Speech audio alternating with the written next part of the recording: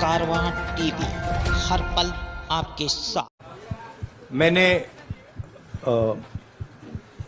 आप सब से काफी बार बोला है कि हिंदुस्तान में लोकतंत्र पर आक्रमण हो रहा है और इसका हमको हर रोज नए नए उदाहरण मिल रहे हैं। सवाल मैंने एक ही पूछा था,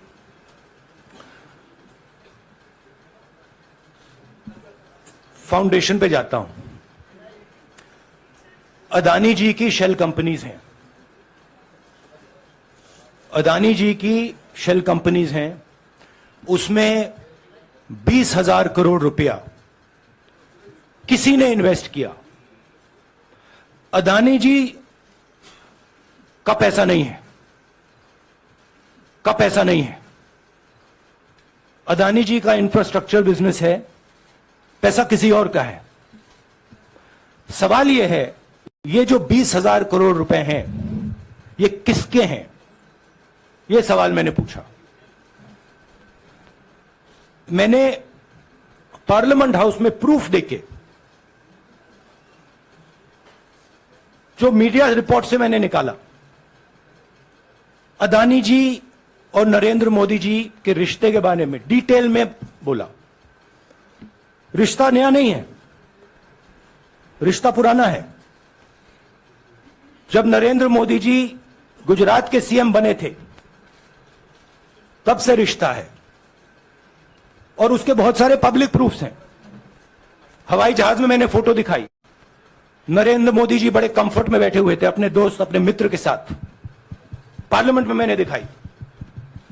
यह सवाल मैंने पूछा। फिर मेरी स्पीच को एक्सपंज किया गया।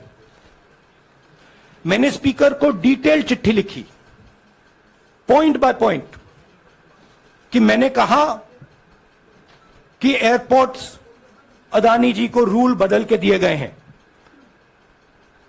ये लीजिए रूल की कॉपी, उसको बदला गया है। चिट्ठी लिखी, कोई फर्क नहीं पड़ा। फिर मेरे बारे में मंत्रियों ने पार्लियामेंट में झूठ बोला, बोला कि मैंने विदेशी ताकतों से मदद मांगी। मैंने ऐसी कोई बात नहीं की है।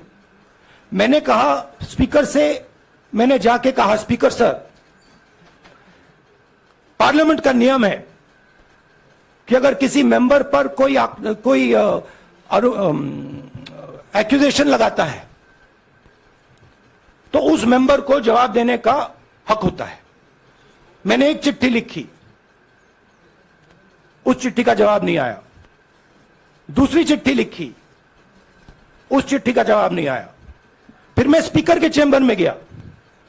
मैंने स्पीकर सर से कहा, स्पीकर सर, ये कानून है, ये रूल है, इन्होंने झूठा आरोप लगाया है, मुझे आप बोलने क्यों नहीं दे रहे हैं? स्पीकर सर मुस्कुराते हैं, कहते मैं नहीं कर सकता। और फिर उसके बाद आपने सबने देखा क्या हुआ। सवाल पूछना मैं बंद नहीं करूंगा। नरेंद्र मोदी जी का अदानी के साथ क्या रिश्ता है और 20,000 करोड़ रुपए किसके हैं, मैं पूछता जाऊंगा। मुझे कोई डर नहीं लगता इन लोगों से।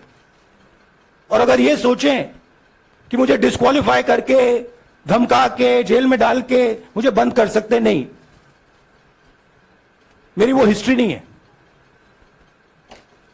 मैं हिंदुस्तान के लोकतंत्र के लिए लड़ रहा हूं और मैं हिंदुस्तान के लोकतंत्र के लिए लड़ता रहूंगा। किसी चीज से नहीं डरता हूं, यह सच्चाई है।